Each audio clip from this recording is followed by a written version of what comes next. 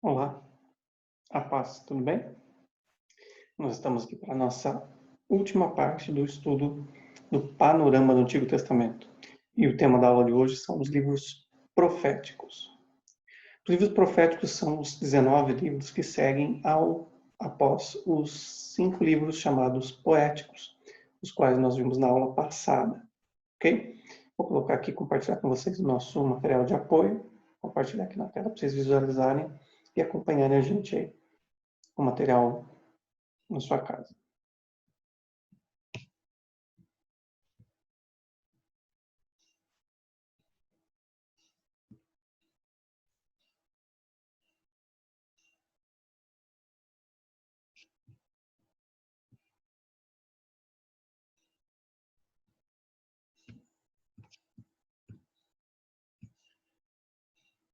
Muito bem. Material em mãos, vamos prosseguir aqui.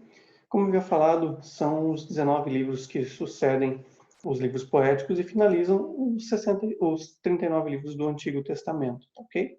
Eles vão desde o livro do profeta Isaías até o livro do profeta Malaquias. Vamos seguir aqui com o material de apoio com nossos slides, as nossas referências do material utilizado. Aqui, ó, a nossa linha cronológica. Então, avaliando aqui os livros proféticos, eles vão se encontrar aqui após a morte de Salomão, por volta do ano 930 a.C., até por volta do ano 400 a.C. Tá, ok? Com o início do ministério dos profetas, que foi registrado, né, escrito, até o último profeta que tem registrado no Antigo Testamento, que é o profeta Malaquias, por volta do ano 400 a.C. Muito bem. Então, na nossa Bíblia cristã, os livros dos profetas estão organizados de forma diferente da Bíblia judaica, né? Na nossa Bíblia são 19 livros que nós podemos subdividir o estudo deles entre dois grupos, os chamados profetas maiores, que são os 5 primeiros livros, e os profetas menores, que são os 12 livros que sucedem, né? Agora, nesse ponto aqui, você já deve estar começando a perceber que a divisão do Antigo Testamento, Deus foi permitindo e foi se agrupando sempre uma combinação entre os números 5 e o número 12, né? Pentateuco, 5 livros, os históricos em 12, depois os poéticos em 5, os profetas maiores em outro grupo de 5 e os profetas menores em grupos de 12, né? Então, nós vemos os segredos, os cuidados de Deus em todas as coisas, né? Muito bem, então prosseguindo aqui, a disposição dos profetas, dos livros chamados proféticos na Bíblia judaica, na Bíblia hebraica, né? Ela tem uma composição, não confundir a Bíblia de Jerusalém com o Antigo Testamento dos judeus, né? O livro dos judeus, melhor dizendo, a Bíblia hebraica, o Tanakh. A disposição dos profetas difere da nossa, né? Então, os livros chamados profetas, em hebraico, é a palavra Nevim, ok? Eles são dispostos da seguinte maneira, aqui no nosso slide. Então, dividido em dois grupos, os profetas antigos e os últimos profetas. E nos profetas antigos, entra alguns livros diferentes, o que nós classificamos como proféticos, né? Que é o livro de Josué, o livro de Juízes, de Samuel, de Reis, ok? E os últimos profetas são, basicamente, a maior parte dos nossos livros chamados proféticos. Vamos prosseguir. Só um instante. Vamos voltar. Muito bem.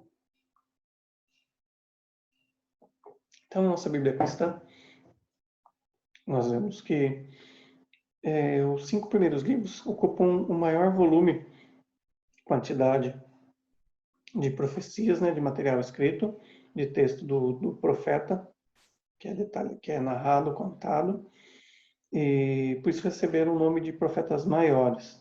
O peso das suas profecias também, eles têm um alcance mais abrangente, mais profundo que os outros que seguem, né? Não caracteriza como o melhor ou pior livro, mas apenas foi dividido dessa forma, subdividido dessa forma para melhor estudar. Ok? E os 12 livros que seguem os profetas maiores receberam o nome de profetas menores devido a um volume menor de profecias e o peso que acabava tendo no dia a dia, na vida do povo, aquelas profecias, né?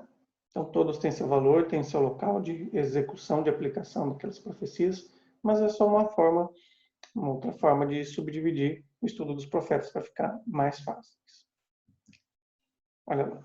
Então, os profetas maiores são os 5 primeiros, que é o livro do profeta Jeremias, Isaías, melhor dizendo, o profeta Jeremias, o seu livro de Lamentações, o livro do profeta Ezequiel e o do profeta Daniel. São esses 5 os profetas maiores. E seguem eles os chamados profetas menores, ok? São compostos pelo livro do profeta Oséias, Joel, Amós, Obadias, Jonas, Miqueias, Naum, Abacuque, Sofonias, Ageu, Zacarias e Malaquias. Muito bem. O ministério dos profetas ele está presente desde o livro de Gênesis, tá? Quando Deus fala para um governante da terra de Canaã que queria possuir a Sara, a esposa de Abraão, ele fala, olha, não mexa com Abraão porque ele é meu profeta, ele é o meu ungido. Ok? No Antigo Testamento mesmo aparecem outros profetas, como Balaão, que é contratado por Balaque para profetizar, a juíza Débora, que além de juíza era profetisa, o Samuel, que é a figura do maior dos profetas antes do reino, né? Enquanto a nação era governada pelos sacerdotes, pelos juízes. Então, Samuel, esse grande profeta, Natã e Gade, que são citados também, né? Mas o ministério profético tem uma maior abundância, uma proeminência, a partir da época do reino dividido de Israel, após a morte de Salomão. Ok? Por que eles vão ter esse destaque maior, esse peso maior, que vai chegar para nós, até mesmo através desses 19 livros? Porque os profetas são o porta-voz de Deus para o povo de Israel. Tá, ok? Em momentos que o povo não conseguia ouvir a voz de Deus, ou que a mensagem era muito complicada para eles entenderem sozinhos. Deus mandava um porta-voz e um intérprete daquela mensagem. Então, no caso, a partir do momento do reino dividido, aumenta-se a apostasia, ou seja, o afastamento da fé no Deus de Israel. E o que acontece? Então, o povo não ouve a voz de Deus, os reis não ouvem a voz de Deus, então Deus manda o seu porta-voz para entregar sua mensagem e assegurar que o povo, além de receber a mensagem, que entendesse o seu significado. Né? Por isso que o ministério profético tem abundância a partir desses dias. Como começa com 2 profetas de destaque, que não tem livro próprio, mas estão relatados no livro dos Reis e nas Crônicas, que é o profeta Elias e Eliseu, que eu creio que você deve ter ouvido já falar sobre eles e visto nas suas outras aulas. Muito bem. Então, a linguagem, o estilo de escrita, varia de acordo com cada autor e com o seu contexto cultural. Ok? Enquanto alguns escrevem numa prosa simples, como o caso de Amós, o profeta Isaías escreve numa prosa mais rebuscada, mais elevada, e o profeta Jeremias escreve muitas das suas passagens e o seu livro de Lamentações numa poesia muito trabalhada, muito bem trabalhada. Ok? A linguagem simbólica é abundante e profusiva nesses livros, através das visões e dos atos proféticos desses profetas, né, de cada livro. E muitas das vezes, esses atos proféticos envolvem até mesmo atitudes e momentos da vida desses profetas, como no caso do profeta Ezequiel, do profeta Oséias, coisas muito fortes da vida deles, para entregar uma mensagem para o povo. Olha lá. Então, a mensagem básica, central dos profetas, é a seguinte, ó, para que o povo se arrependesse, o rei, os sacerdotes, o povo em geral, a nação leiga, se arrependesse e se retornasse à sua fidelidade à lei de Deus e à sua comunhão com Ele. não só os preceitos religiosos, mas a vida íntegra e misericordiosa com o Deus de Israel, o cuidado do necessitado, enfim, de tudo aquilo que Deus havia entregado na sua lei, na sua Torá, seus ensinamentos, né? Mas caso o povo não retornasse para Deus, persistisse em manter-se no erro, no pecado, Deus iria trazer o castigo. E uma das formas desse castigo, além da invasão militar dos povos ao redor, seria do cativeiro, a nação de Israel ser levada em exílio. Então, resumindo tudo isso, a gente pode traduzir a mensagem dos profetas na seguinte: ou vocês entram na linha, ou é pé na estrada, como já disse o palestrante José Ronaldo Perroton, da Missão Caminhada Bíblica. Ok? Sintetizou o ministério profético nessa frase: ou entra na linha, ou pé na estrada, ou seja, ou o povo se arrepende e volta-se para Deus, Israel, ou vocês vão sofrer o castigo de Deus, e um desses castigos com certeza será o exílio, serão tirados da terra prometida e levados para uma terra estrangeira. Ok? Assim como o povo queria adorar muitos ídolos, seriam levados para uma terra com vários ídolos para eles escolherem à vontade qual ídolo eles quisessem adorar, pois estariam bem longe de Israel e do templo do seu Deus, do Deus vivo, Criador dos céus e da terra. As profecias, né, mensagens proféticas, muitas vezes elas têm o seu cumprimento em três momentos distintos, em três etapas de execução. Ou seja, uma mesma profecia poderia ter um significado para um cumprimento imediato, ou seja, nos dias do profeta e no dia daquela mensagem. O outro sendo um futuro próximo, ou seja, daqui a alguns dias, alguns meses, alguns anos, a partir de quando o profeta entregou aquela mensagem, ministrou. E o outro com um futuro muito distante, como o caso das profecias acerca do Messias, as quais o profeta Isaías comentou, o profeta Daniel comentou, o profeta Miqueias comentou, o profeta Zacarias, ou seja, estavam falando acerca de um futuro muito longe dos dias deles. Ok? Então, a mensagem profética tem até mesmo esse aspecto tríplice, né, de cumprimento. Um significado para um cumprimento imediato, outro para um futuro próximo e outro para um futuro muito distante, que o profeta não mensurava, não enxergava quando seria o cumprimento daquela profecia, né? Como nós falamos, o ministério profético toma essa maior proporção, essa abundância, esse destaque a partir do reino dividido de Israel, né? Após a morte do rei Salomão, quando a nação de Israel dividiu-se em dois reinos, o reino do norte e o reino do sul. Em especial, muitas profecias têm seu alvo no reino do norte devido a Jeroboão, que foi que liderou essa separação, né? O cisma de Israel, tem instituído a adoração idólatra como algo legal e algo formal na adoração das tribos do norte, né? Quando ele constrói dois altares, um na cidade de Dan e outro na cidade de Betel, para que o povo não fosse para Jerusalém adorar a Deus e acabasse voltando-se para o governo do Reino do Sul, né? E voltasse a ser uma nação unificada. Olha lá. Então, com o intuito de facilitarmos nosso estudo do livro dos profetas, desses 19 livros, nós vamos abordar cada um dos profetas de acordo com o período de atuação deles, ou seja, quando que ocorreu o ministério profético deles. Nós vamos dividir em três blocos. O primeiro deles são dos profetas que ministraram antes do exílio da nação de Israel, do reino de Israel e do reino de Judá, serem cativos e levados pelo Império Assírio e, respectivamente, pelo Império Babilônico, o reino do norte pelo Império Assírio, o reino do sul pelo Império Babilônico. O outro grupo dos profetas vão ser os profetas que ministraram durante o exílio babilônico, né?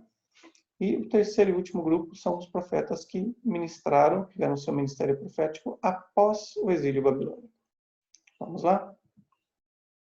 Então, o primeiro deles são os profetas antes do exílio, os profetas pré-exílio.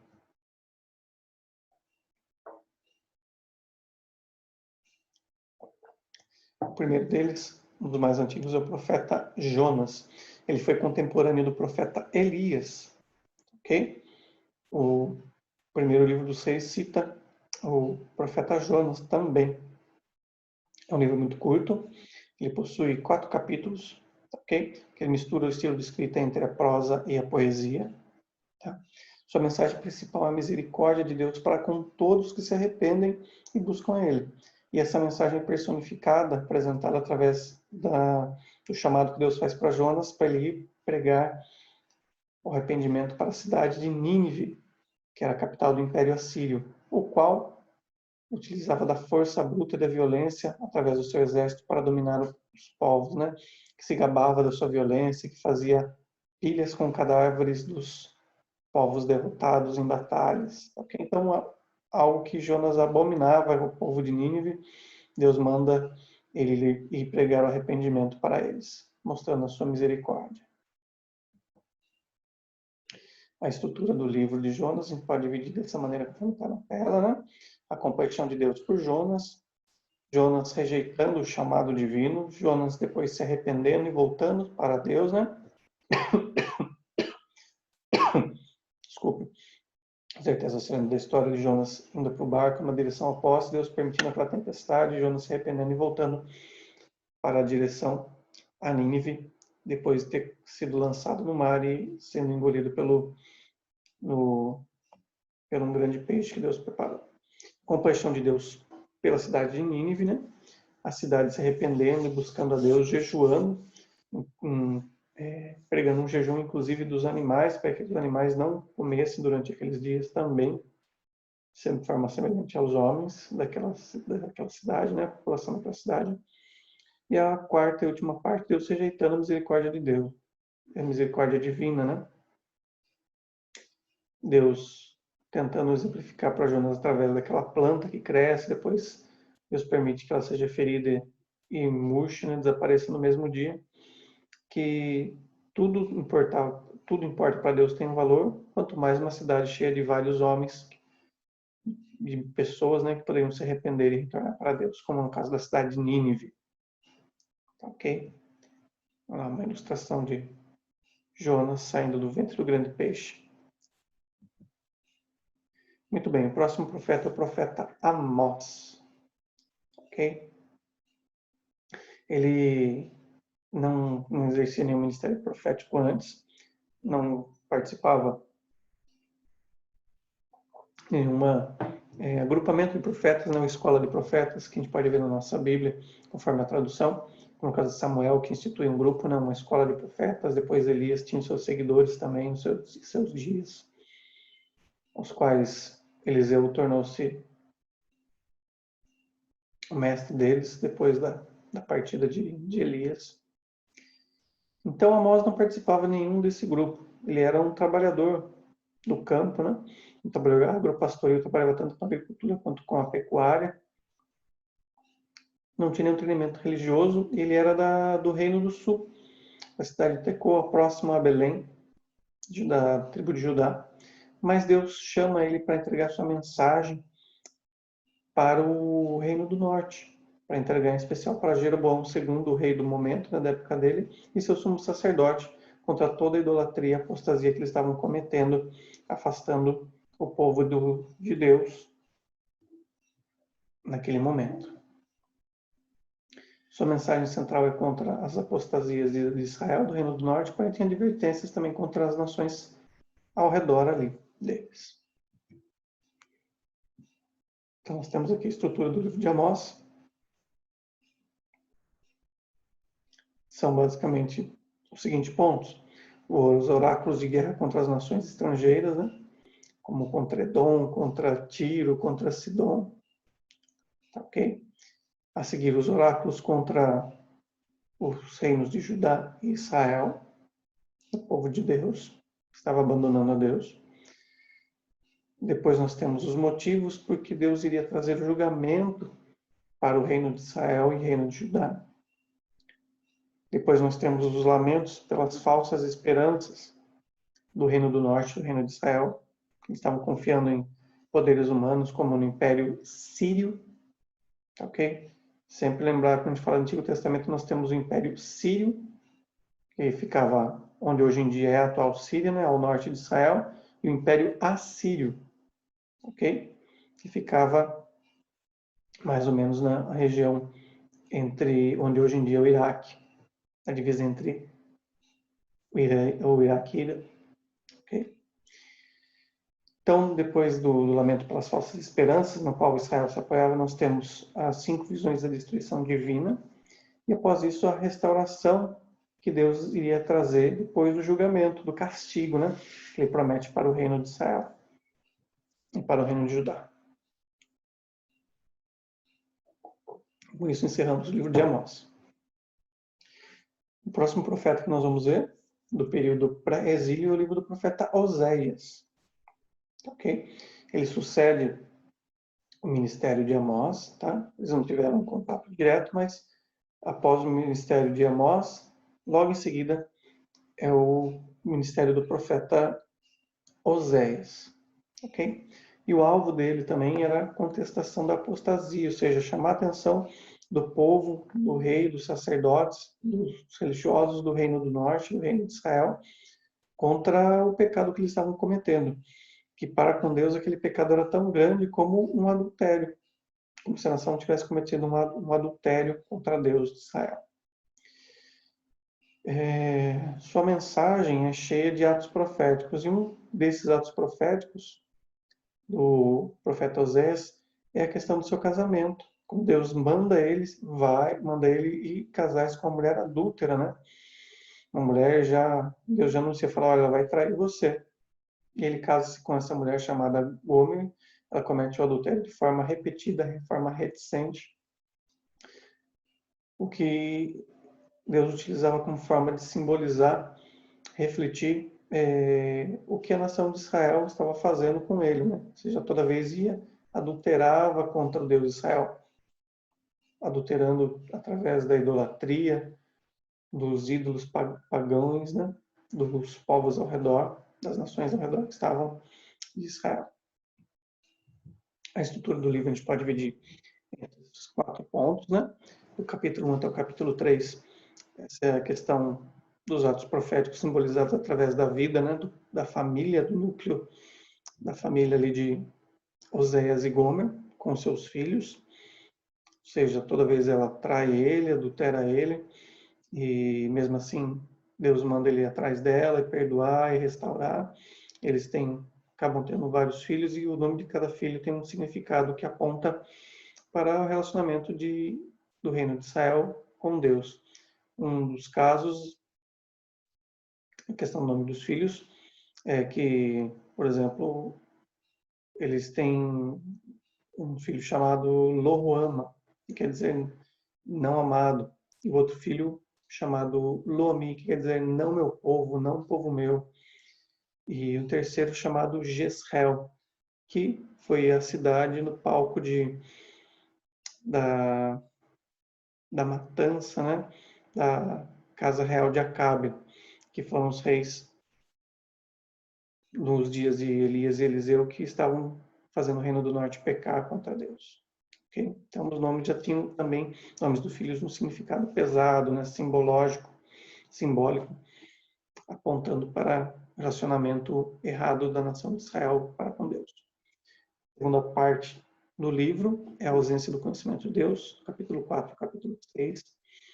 Depois, a ausência do amor genuíno para com Deus. O povo até mesmo às vezes conhecia a palavra, mas não amava Deus de maneira concreta e prática, né, com obras. Era só da boca para fora. E a quarta e última parte, a ausência de verdade em Israel, ou seja, só havia o perjúrio, a mentira, a enganação, ou seja, tirar vantagem desde o pequeno, do trabalhador diário, até o rei. Só sabia de enganar ao seu próximo e tentar enganar a Deus. Uma ilustração aqui do profeta Oséias, né, falando do capítulo 3, no qual Deus manda Oséias ir para o deserto e convidar a sua esposa para cativá-la mais uma vez e restaurar seu casamento com a Gomer. O próximo profeta é o profeta Miqueias. Okay? Seu livro é pequeno e curto, dividido em 7 capítulos. Porém, a mensagem central é o eminente castigo de Deus para os seus filhos, para o reino de Israel e o reino de Judá. Seu nome significa Miqueias, quem é como Deus. seja, quem pode se comparar a ele? O ministério de Miqueias ocorre, como nós falamos no início, antes do exílio do reino de Israel pelo cativeiro, ou pelo Império Assírio, ok? Um pouquinho antes do ano 722 a.C. Nós podemos dividir o livro do profeta Miqueias nessas partes, né? Conforme está vendo aí na tela. Ou seja, Deus anunciando que virá com grande poder. Deus falando que irá julgar o reino de Israel e o reino de Judá. Depois a terceira parte. Deus falando quais os motivos desse julgamento, né? Por que ele ia trazer o castigo para o reino do norte e o reino do sul, para Israel e Judá. Depois nós vemos uma nova liderança em Jerusalém. Depois Deus prometendo que removerá os líderes maus, do capítulo 3 até o capítulo 12. Depois falando que Sião terá um novo líder. Okay? Depois o povo deve se voltar para Deus, deve se arrepender e buscar a Deus. Depois a penúltima parte, que deveriam oferecer adoração apropriada. E por último, a demonstração de esperança para o reino de Israel e o reino de Judá, caso eles se arrependessem. O próximo livro é o livro do profeta Isaías, ok? De todos os livros proféticos, ele é o que tem maior volume, ou seja, ele é o mais longo, seu livro é dividido em 66 capítulos, que contém 1.292 versículos, ok? Ele é um livro bem denso, cheio de profecias, cujo os significados e interpretações tem aquele significado, aquele cumprimento tríplice, né? Um para o momento atual, outro para um futuro próximo e um para o futuro muito distante dos dias do profeta Isaías, né? Então, ele contém, seu livro dividido em 66 capítulos, de forma semelhante à nossa Bíblia, né? Contém 66 livros, são 39 no Antigo Testamento e 27 no Novo. Ele é chamado por alguns estudiosos, por causa desse fato, né, como uma pequena Bíblia, por causa dessa similaridade, né? Tanto da quantidade de capítulos, como o acordo dos temas dos livros, conforme os temas do capítulo, melhor dizendo, conforme, comparando com os temas dos livros da nossa Bíblia na totalidade.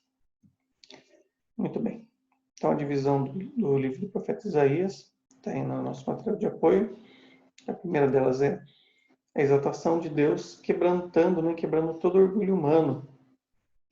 Nós vimos o próprio profeta Isaías se apresentando, primeiramente como um homem perverso, um homem de lábios impuros, Deus fazendo o seu chamado com ele, no capítulo 6, aquela visão divina que ele tem no ano em que morreu o rei Uzias, quando ele viu Deus dentro do templo de Jerusalém, okay? Aquela imagem dos serafins voando e declarando a glória de Deus. Deus quebrando todos os modelos errados e trazendo exaltação sobre a vida do povo, em especial na vida do profeta, né, através desse chamado. Depois nós temos na segunda parte do livro o Príncipe da Paz encerrando as guerras de Judá, que é do capítulo 7 até o capítulo 12, no qual o profeta fala acerca do Príncipe da Paz que viria, né? Isaías capítulo 6, né? E falando desse príncipe. O 7,14 falando que a virgem conceberá e dará à luz a um filho, e seu nome será Emanuel, ou seja, a virgem era esposa do próprio profeta, ou seja, até aquele momento não havia tido relação com ela e ela vai conceber, tem um significado, um futuro imediato, próximo ali, e um para o futuro muito distante, no caso, o nascimento do nosso Senhor Jesus através da sua mãe, a Maria, que era virgem, foi cheia do Espírito Santo, qual trouxe a fecundação de Jesus para trazer o príncipe da paz, o Deus Emanuel, né? Deus conosco para esse mundo. Então, já logo nessa profecia de Isaías 7,14, nós temos duas datas de cumprimento, né? Um futuro próximo, dos dias do profeta, sua esposa concebendo e tendo filho, e outra para um futuro muito distante, quando a Maria ia dar a luz a Jesus, né? Sendo concebido de forma virginal. A terceira parte do livro é o plano soberano de Deus para as nações, do capítulo 13 até o capítulo 27, né? No qual Deus vai falando, através do profeta, o destino de Nínive, da Síria, de Tiro, Sidom, nações que estavam ao redor ali, que tiveram sempre contato com o povo de Israel, principalmente a partir do reinado de Davi, mas mesmo assim continuava atacando o povo de Israel, quebrando as alianças e dando as costas para Deus, apesar de todos os sinais e milagres que Deus operava em Israel.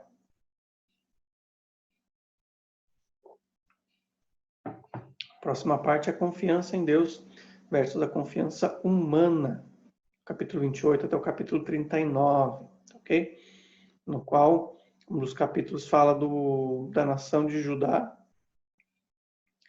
confiando, colocando sua esperança, né, no Império Egípcio. Do momento, né, eles confiando contra os ataques do Império Assírio, eles confiando que o exército egípcio pudesse ajudá-los, né? O profeta Isaías fala, olha, se vocês se apoiarem no Egito, será como quem se apoia numa cana e ela acaba se dobrando e furando a mão de quem se apoia nela.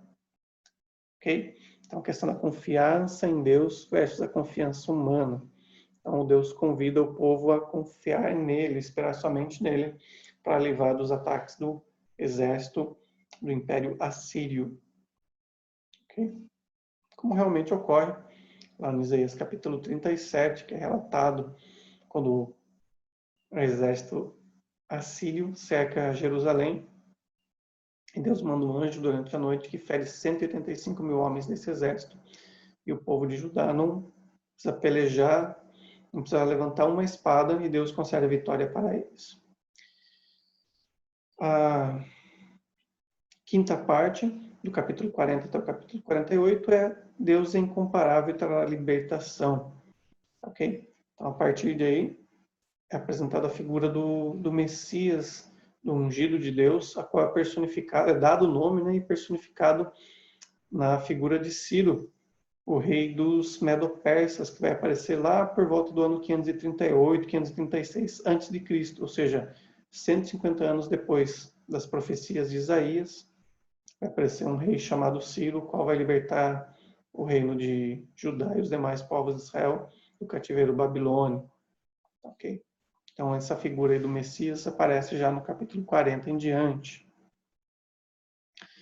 E a sexta e última parte é a restauração final e o julgamento de Deus. Isaías capítulo 56 até o capítulo 66. Então, nós temos essa questão, Deus trazendo um julgamento final sobre as nações, em especial sobre o povo de Israel, e o destino dessas nações, né? Em especial, nós vemos lá no capítulo 66, a semelhança do livro de Apocalipse, né? O profeta falando acerca do destino final daqueles que esquecem de Deus, local onde é fogo eterno e onde o verme e a traça consomem sem parar. Ok? Então, essa é a disposição do livro do profeta Isaías. Vamos para os próximos. Uma ilustração do livro do profeta Isaías, profetizando acerca de um futuro distante, onde nasceria o filho da Virgem, né? O Deus Emanuel. O próximo livro é o livro do profeta Naum, ok?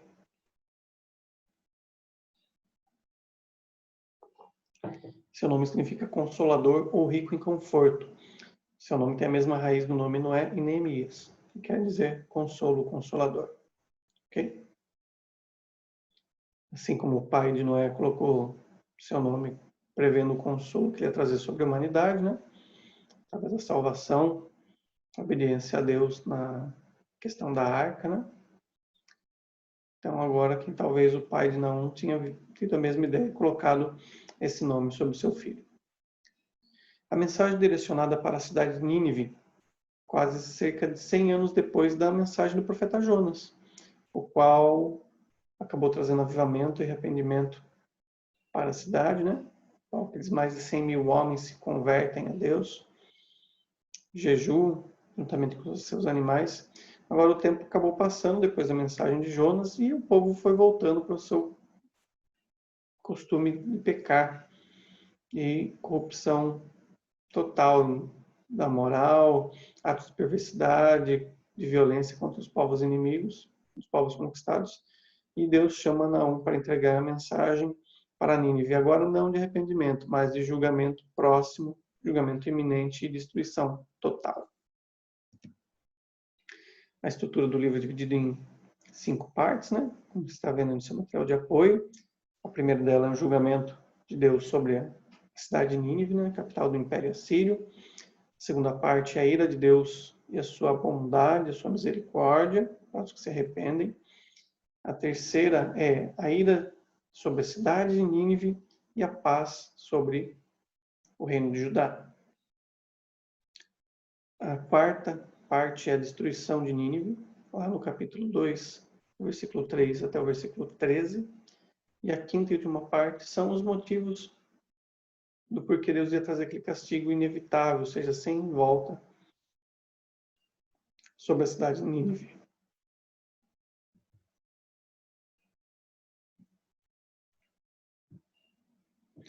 O próximo livro dos profetas é o profeta Sofonias, cujo nome significa aquele que é escondido por Jeová, né, por Javé, ou Jeová protege, Jeová esconde, né, cerca para o inimigo não ver e não alcançar.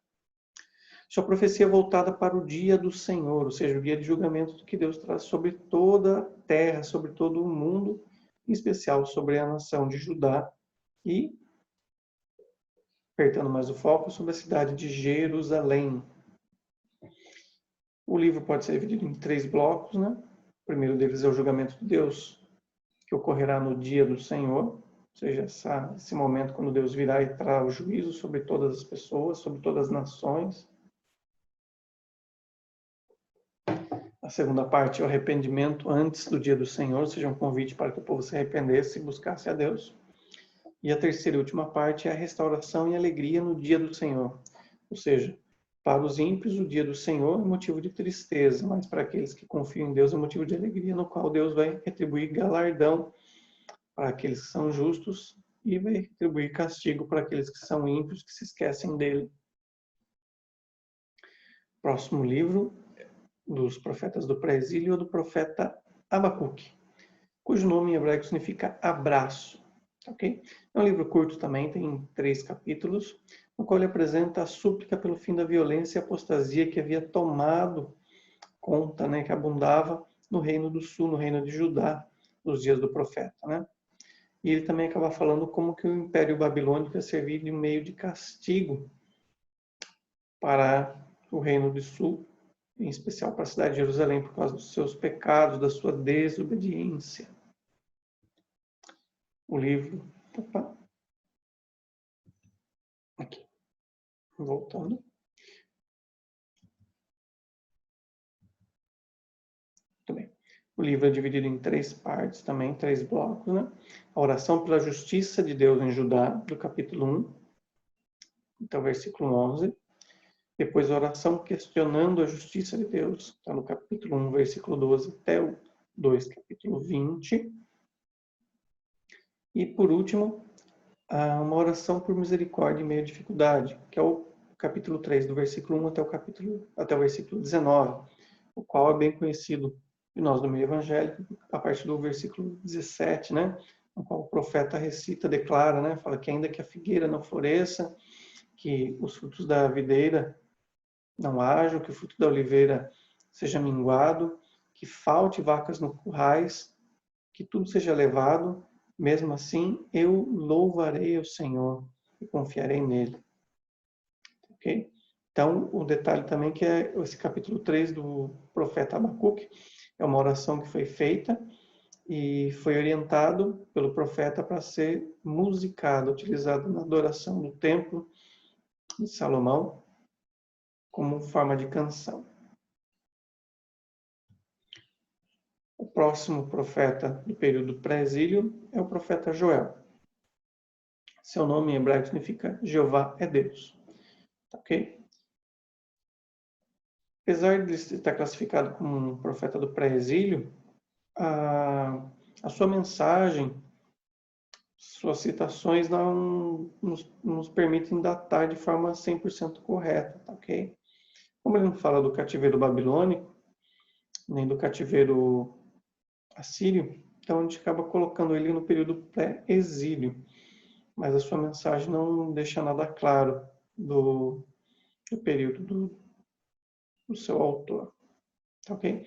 Sua mensagem curta apresenta a necessidade do julgamento, do arrependimento do povo de Israel e do povo de Judá, para que Deus venha e traga a misericórdia e afaste um dos castigos que estava ocorrendo no momento com eles, que era a praga de gafanhotos que ameaçava toda a lavoura do povo de Deus, do reino de Israel, do reino de Judá, naquele momento. A estrutura do livro a gente pode dividir em 7 partes, 7 blocos. A primeira delas sendo um convite ao arrependimento, depois um lamento por causa daquele castigo da praga dos gafanhotos. Por terceiro, o aviso que uma destruição militar iria se aproximar, ou seja, não só os gafanhotos iriam consumir a plantação, como Deus iria cercar o reino de Israel e o reino de Judá através dos exércitos dos povos estrangeiros. A quarta parte é a graça e a ira de Deus no dia do Senhor, assim como lá como Sofonias fala desse dia do Senhor, o dia do julgamento de Deus. Graça para aqueles que o temem, para os justos, e ira para aqueles que o desprezam, que dão as costas para Deus. A quinta parte é a restauração e a promessa do derramar do Espírito Santo sobre toda a carne que crê. Ou seja, no capítulo 2, versículo 28 em diante, o profeta fala: naqueles últimos dias derramarei meu Espírito sobre toda a carne, e os servos e as servas profetizarão, e os jovens terão visões, e os velhos terão sonhos. Okay? A promessa do Espírito de Deus, do Espírito Santo de Deus sobre todos aqueles que o temem, que o crê, o qual vai capacitar por uma obra que aponta para a volta do Senhor Jesus. A sexta parte são o julgamento das nações, ou seja, o destino que Deus vai dar para as nações.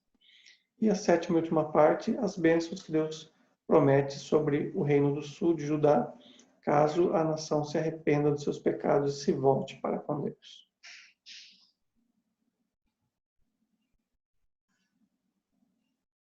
Agora nós temos o livro do profeta Jeremias, como um dos profetas do pré-exílio, né? Seu nome significa elevado ou enaltecido, ok? Por Jeová. Yeremiahu.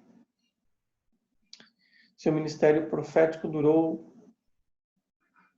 desde o reinado do profeta, do rei Josias, até o final da vida do rei Zedequias, ou seja, 4 gerações de reis que terminaram com a queda da cidade de Jerusalém por volta do ano 586 a.C., na terceira e última investida do Império Babilônico, governados por o rei Nabucodonosor.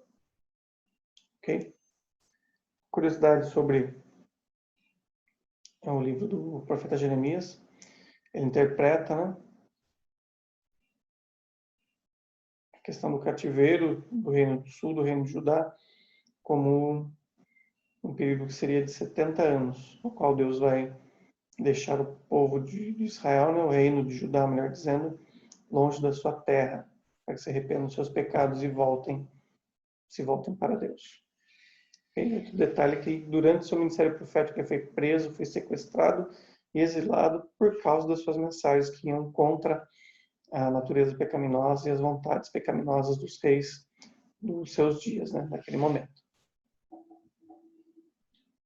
Nós podemos dividir o livro nesses blocos aqui, conforme o nosso material de apoio, né? A primeira parte deles, as profecias e orações do profeta, do capítulo 1 ao capítulo 20. Depois, o convite ao arrependimento, né? Da parte 1 até o capítulo 1 até o capítulo 9. Depois as exortações e lamento por causa dos pecados da nação e exortação para que eles se voltem para Deus, do capítulo 10 até o capítulo 20. Depois nós temos advertências para que o povo se atentasse e evitasse a queda de Jerusalém por causa do cerco do exército babilônico, capítulo 1 até 21 até o capítulo 29. Depois nós temos promessas de esperança e restauração, então, do capítulo 30 até o capítulo 33, ok? Em especial no capítulo 31, nós temos no versículo 17, fala, ainda há esperança para o teu futuro, ó Israel. E no capítulo 33, Deus convida o povo para que clame a Ele e fala, olha, clama a mim e eu vou te ouvir. Vou responder coisas grandes e firmes que você não sabe, jamais ouviu e jamais subiu o seu coração. Depois nós temos outro bloco, né? Outra parte são os últimos dias de Jerusalém, que é um relato histórico, né? Do último cerco do exército do Império Babilônico, que é lá do capítulo 34 até o capítulo 45. Depois do capítulo 40 ao 45 nós temos o exílio de uma parte do povo que fugiu e sequestrou o profeta Jeremias, levou ele para o Egito, pensando que lá eles teriam apoio, porém o Nabucodonosor com seu exército chegam até o Egito e eles são deportados de volta para Israel, esperando o julgamento, uma parte levada para a Babilônia e o profeta Jeremias é permitido a ele ficar em Jerusalém. Penúltima parte é o julgamento de Deus sobre as nações estrangeiras, ou seja, como Deus vai trazer e tratar sobre o pecado desses povos ao redor de Israel, inclusive da Babilônia, que Deus permitiu ser usado como instrumento para o seu castigo, porém abusou desse privilégio, desse momento, né? Acabou pesando a mão e abusando da posição que eles tinham, que foi permitida por Deus. E a última parte é um registro da queda de Jerusalém, está lá no capítulo 52, tá ok? Esse foi o profeta Jeremias. No livro de Lamentações vai tratar, também escrito por Jeremias, né? A autoria é acreditada a ele, mas vai tratar através de forma poética, de poesia, em 5 capítulos, tudo aquilo que o profeta Jeremias e o povo do Reino do Sul, do Reino de Judá, viveu durante aquele momento do cerco do exército da Babilônia, que estava ao redor da cidade, como foi apertando a fome, apertando a destruição, a miséria, ao ponto de eles acabarem, como é relatado no segundo livro dos Reis, tendo que comer seus próprios filhos, né? Tamanha maldade e perversidade instalou no coração deles devido à fome, ao cerco, toda aquela miséria estava apertando Jerusalém. Aqui nós temos a divisão do livro, né? Praticamente cada tema toma um capítulo do livro. E agora nós temos o profeta Obadias. Esse nome significa servo de Jeová, servo de Javé. Sua mensagem ela é específica para o reino de Edom, a nação vizinha, né? Ao sul do reino de Israel, ao sul do reino de Judá, em especial, a qual era aparentada do povo de Israel através dos laços entre Jacó e Esaú. Ok? Os edomitas eram descendentes de Esaú, enquanto Israel era descendente de Jacó. Ok? O problema é que os povos daqueles dias que habitavam Edom, eles aproveitaram quando a Babilônia foi e atacou Israel, e aproveitaram para tomar as terras, invadir, enquanto o povo de Israel tentava escapar, eles iam e entregavam, até mesmo matavam e entregavam para o exército babilônico, ou simplesmente delatavam onde o povo se encontrava para serem alcançados pelo exército babilônico. E possui apenas um capítulo, e sua divisão é bem simples, né? 2 tópicos, né? O julgamento que vai abater Edom por causa da sua soberba, seu orgulho, e Deus criticando a violência que Edom praticou contra Jerusalém. Agora nós temos os profetas que ministraram durante o exílio. O primeiro deles é o profeta Ezequiel, cujo nome significa Deus fortalece, o Deus da força, né? Ele foi exilado, levado para para as cidades da Babilônia entre o primeiro e a segunda deportação, entre o ano 605 e o ano 589 a.C. Ok? Ele vinha de uma família sacerdotal, porém não é relatado se ele exercia o ministério lá no Templo de Salomão. Provavelmente não exercia por causa que ele tem seu chamado espiritual, né, seu chamado profético, com 30 anos de idade, nos é relatado por ele no seu livro. E essa idade é a idade que os sacerdotes iniciavam sua vida religiosa no Templo de Salomão.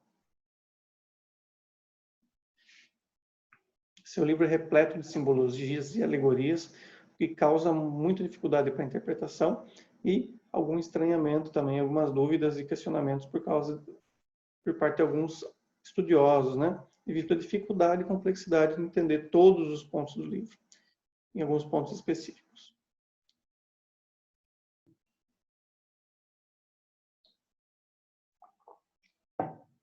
Aqui nós temos a estrutura do livro, né, a divisão dos seus 48 capítulos nesses pontos, nesses tópicos. Muito bem. Temos uma ilustração aqui sobre o capítulo 38 e 39, né, sobre Gog e Magog. O próximo profeta que ministra durante o exílio é o profeta Daniel. Seu nome significa Deus julga, ou Deus é meu juiz. Ele inicia seu ministério no ano 605, na primeira invasão do exército babilônico a Jerusalém. Ele é deportado junto com os nobres do reino de Judá, do reino do sul. Sua história é contada lá no cativeiro babilônico, juntamente com seus 3 amigos que são deportados com ele, né? Azarias, Misael e Ananias, que recebem nomes babilônicos, né? Como Sadraque, Mesaque e Abednego. Como que eles vivem na corte de Nabucodonosor. As profecias de Daniel têm o objetivo, a maior parte delas, de momentos futuros, posteriores aos dias do profeta, e muitos deles no futuro bem, bem longínquo após os dias do profeta. Okay? Suas profecias alcançam tanto a nação de Israel, dentro do cativeiro babilônico, quanto aqueles que ficaram na terra de Israel, quanto as nações próximas ao redor e todo o planeta Terra. Nós temos aqui a divisão do livro, né? Dos seus 12 capítulos. Ok? Ele também utiliza bastante simbologias, que acaba trazendo confusão para aqueles que tentam uma interpretação livre das demais escrituras, né? Não tem que fazer o cruzamento com as demais escrituras. Agora nós temos a última parte, que são dos profetas pós-exílio, ou seja, após o cativeiro, o exílio babilônico. O primeiro deles é o profeta Ageu, ok? Tem o seu nome da palavra hebraica Agai, que quer dizer festividade, festas. É um livro bem simples, né? Cujo tema central é reanimar o povo a reconstruir o templo de Deus. Eles haviam voltado do cativeiro babilônico sob a liderança de Zorobabel, como nós vimos no estudo dos livros históricos, né? E começaram a reconstrução do templo. Porém, quando houve a perseguição por Tatenai e Setar-Bosnai, eles pararam a reconstrução e começaram a cuidar da sua vida. Então Deus chama o profeta para chamar a atenção deles e falar: olha, vocês moram em casas belas, bonitas, bem edificadas, enquanto o meu templo está largado às traças, né? Então o povo se reanima através da mensagem do profeta Ageu, como também do profeta Zacarias, e voltam a reconstruir o templo depois de 20 anos de obras paradas. Okay? Aqui nós temos a divisão do livro, né? Os seus 2 capítulos, em 4 temas principais. De forma bem simples. O próximo profeta é o profeta Zacarias. Ok? Ele também é contemporâneo do profeta Ageu. Ele é um livro um pouco mais longo, tem 14 capítulos. Suas profecias falam do futuro próximo, ou seja, do mesmo tema que Ageu, a reconstrução do templo e da vida religiosa de Israel, que após terem voltado do cativeiro babilônico, mas também fala de profecias acerca do futuro distante, ou seja, 100, 200 até 400 anos depois da data do profeta, né, do período do ministério do profeta, e para um futuro muito distante, que seriam para os dias de Jesus, como Isaías capítulo 9, que fala acerca da entrada triunfal de Jesus em Jerusalém. Ele fala, ó Israel, teu rei veio montado sobre um jumentinho, filho de uma jumenta, assim como Jesus faz nos seus dias. Nós temos aqui a divisão dos 14 capítulos, ok? Nesses 8 blocos principais. E agora nós temos o último dos profetas do período pós-exílio e o último dos livros proféticos do Antigo Testamento, que é o livro do profeta Malaquias. Ele é o mais tardio dos profetas, seu ministério profético ocorre por volta do ano 440 a 400 antes de Cristo, ok? Sua mensagem é um chamado para o reavivamento do povo, tanto do povo leigo quanto dos sacerdotes, para levarem Deus a sério. O povo já havia voltado do cativeiro babilônico, já fazia mais de 100 anos, e agora eles estavam pecando, não mais por causa da idolatria, adorando os deuses das nações, mas por causa que estavam deixando de levar Deus a sério. Estavam esquecendo a sua esposa, desprezando a sua primeira esposa, a esposa da sua juventude, da sua mocidade, como o profeta diz, estavam desprezando o ministério sacerdotal, estavam desprezando as bênçãos de poder devolver a Deus o seu dízimo e suas ofertas, e Deus chama o povo e os sacerdotes para o arrependimento, para voltarem-se para com Ele. Então nós temos aí em 7 pontos a divisão dos 4 capítulos do livro, ok? É um livro bem simples, bem fácil a leitura dele.